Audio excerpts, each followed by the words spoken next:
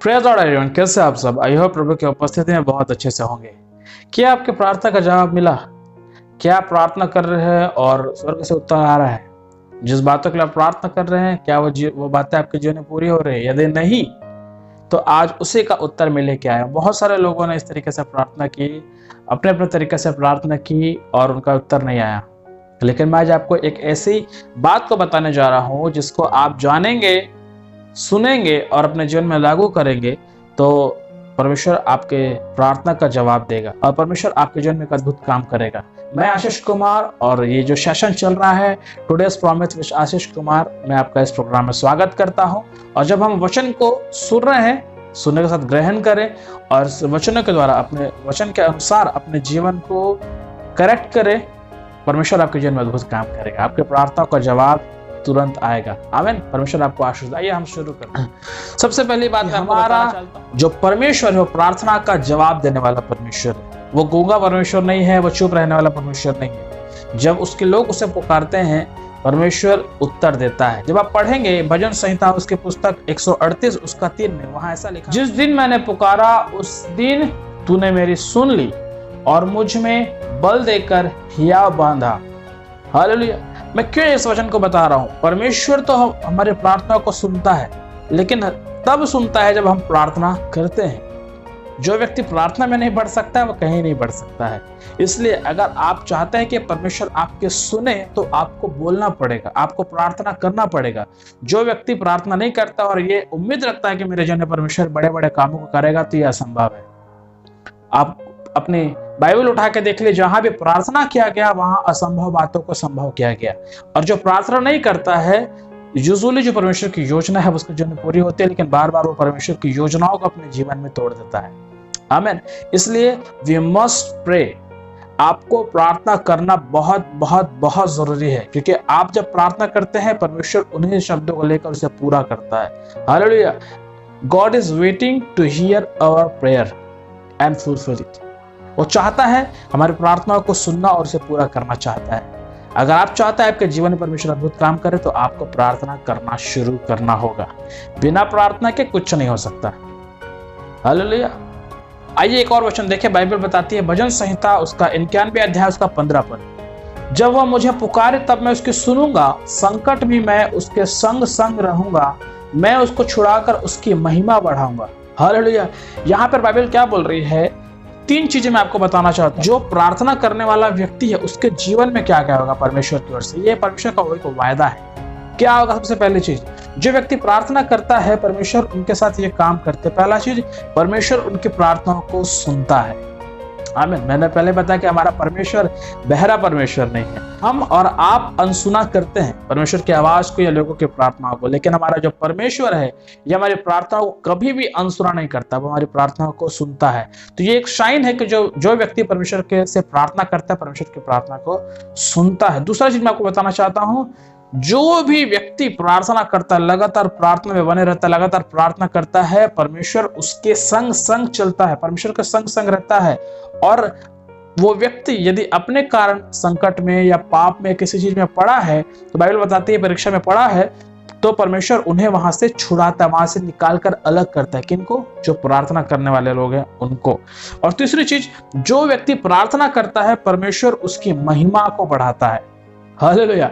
आज आप जितने प्रभु के दास को देख ले, उनका प्रार्थना जीवन बहुत स्ट्रांग है। जो प्रार्थना करने वाला व्यक्ति नहीं है उसे लोग नहीं जानते, लेकिन जो प्रार्थना करने वाला व्यक्ति है उसको तो संसार के लोग भी जानते हैं और आत्मिक जगत में सब उसको जानते हैं। इवन दुष्ट आत्माएं और शैतान की सारी सेना उस व्यक्ति को जानती है। हालेलुया। इसलिए आपको और मुझको प्रार्थना करना बहुत बहुत जरूरी है। जो व्यक्ति प्रार्थना नहीं कर सकता, ना तो प्रभु उसकी सुनेगा, ना तो परमेश्वर को संकट से निकालेगा और ना ही परमेश्वर की महिमा को बढ़ाएगा। तीसरी चीज हम देखते हैं, यशायाह उसका 30 अध्याय उसका 19 पद, ऐसा लिखा हुआ है, हे सिय्योन के लोगों, तुम यरूशलेम में बने रहो, तुम फिर कभी ना रोगे, वह तुम्हारी सुनते ही तुम पर निश्चय अनुग्रह करेगा, वह सुनते ही तुम्हें उत्तर देगा, तुम्हारी मानेगा। फिर मैं आपको बताना चाहता हूं कि जब आप ऐसे परिस्थिति में होते हैं, जब आपका दिल टूट जाता है, जब आप टूट जाते हैं, आपके पास कोई भी आशा नहीं रहती, तो बाइबल बोलती है कि उस समय परमेश्वर आपके सुनता है। वही टूटे दिल से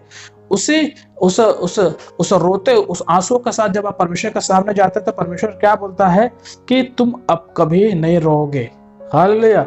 और वो लिखा है कि वह तुम्हारे सुनते ही तुम पर निश्चय अनुग्रह करेगा। बड़े ध्यान से सुनिएगा, जब आप प्रार्थना करते हैं, जब आप आंसुओं के साथ प्रार्थना करते हैं ना, परमेश्वर का अनुग्रह आपके जीवन में आता है।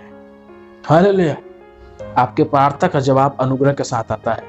अगर आपके जीवन में अनुग्रह नहीं है तो क्या होगा? मैं एक एग्जांपल के द्वारा आपको समझाना चाहता हूँ। अनुग्रह से आप क्या समझते हैं? अनुग्रह, मैं 3 एग्जांपल आपको दूंगा, तीनों अगर आप समझ गए तो बहुत अच्छी बात है। सबसे पहला चीज जो एग्जांपल मैं आपको देना चाहता हूँ अनुग्रह को आप समझने के लिए, आप अपने हाथ से पत्थर को हटाते हैं, आप बहुत मेहनत कर रहे हैं, एक बड़ा सा पत्थर आप लगातार उसको हटाने की कोशिश कर रहे हैं।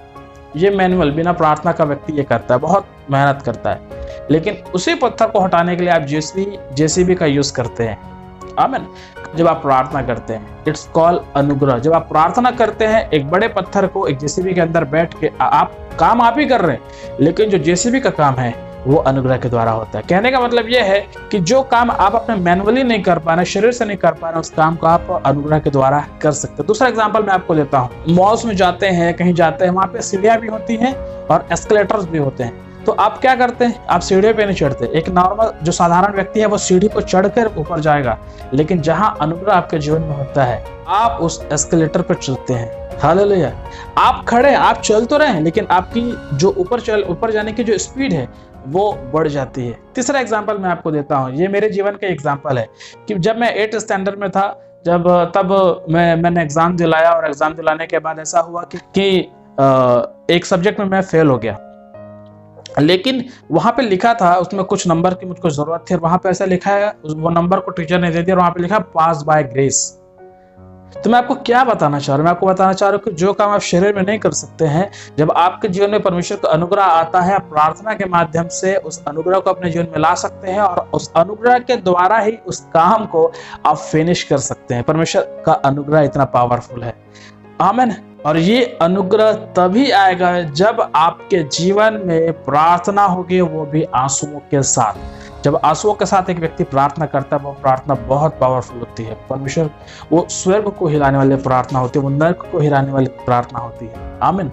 इसलिए आंसुओं के साथ प्रार्थना करें। चौथी चीज मैं आपको बताना चाहता हूँ, यशायाह की पुस्तक उसका 65 अध्याय का 24 पद, उनके पुकारने से पहले ही मैं उनको उत्तर दूंगा और मांगते ही उसकी सुन लूंगा। हालेलुया। परमेश्वर जानता है कि आपको क्या चाहिए, लेकिन वो वेट करता है कि मेरे बच्चे मुझसे बोले। आमीन। आपको और मुझको, जब मैं इन चीजों को समझा रहा हूं, आपको और मेरा क्या दायित्व है, आपको और मुझको कैसे प्रभु से मांगना चाहिए। थोड़ा ध्यान दे, सोचे। हम सिर्फ बोल रहे हैं और परमेश्वर सुनेगा, ऐसा नहीं है। आप कैसे मांग रहे हैं, परमेश्वर की इच्छा से मांग रहे हैं कि नहीं मांग रहे, आपको जानना चाहिए। जब तक आखिरी जो कंक्लूजन मैं आपको लेकर आपको देना चाहता हूं कि कैसे आपको प्रार्थना करना है, ये 4 बातें आपको याद रखनी है कि मुझको कैसे प्रार्थना करना है। सबसे पहली चीज, we must pray to God. हमको परमेश्वर से प्रार्थना करना ही है। अगर आप परमेश्वर से प्रार्थना नहीं करेंगे, आपकी प्रार्थना नहीं सुनी जाएगी। दूसरी चीज, आपको प्रार्थना आंसुओं के साथ करनी है। परमेश्वर की उपस्थिति में आपको प्रार्थना करना है। Pray with the cry and with your tears. परमेश्वर के सामने आंसुओं के साथ जाना है, प्रार्थना करना है, आंसुओं को बहाकर प्रार्थना करना है। तीसरी चीज, thanks before you receive your miracle. परमेश्वर को हर बातों में धन्यवाद दीजिए अपने चमत्कारों को पाने से पहले ही।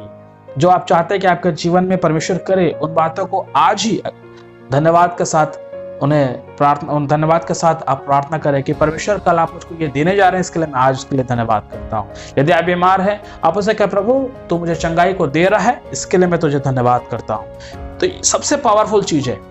आमीन। जब आप धन्यवाद के साथ प्रार्थना करते हैं ना, सो पावरफुल। इसलिए आपको धन्यवाद के साथ प्रार्थना करना है। और चौथी और आखिरी चीज, always pray with the word of God and with faith. Hallelujah. हमेशा जब भी आप प्रार्थना कर रहे हैं, वचन के अनुसार प्रार्थना करें, वचन के साथ प्रार्थना करें और भरोसे के साथ प्रार्थना करें। अगर आप परमेश्वर पर भरोसा नहीं रखते और विश्वास नहीं करते और प्रार्थना करेंगे तो प्रतिफल नहीं मिलेगा। अगर सिर्फ विश्वास करते हैं और सही आपको वचन का ज्ञान नहीं है, वचन के अनुसार आप प्रार्थना नहीं कर रहे हैं, वचन क्योंकि इसलिए कहता है वचन में कि तुमको इसलिए नहीं मिलता कि तुम पिता की इच्छा से नहीं मांगते। इसलिए आपको और मुझको जानना है कि पिता की इच्छा क्या है।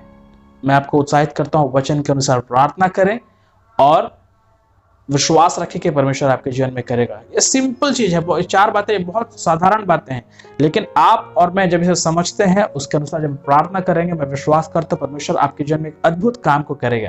हालेलुया।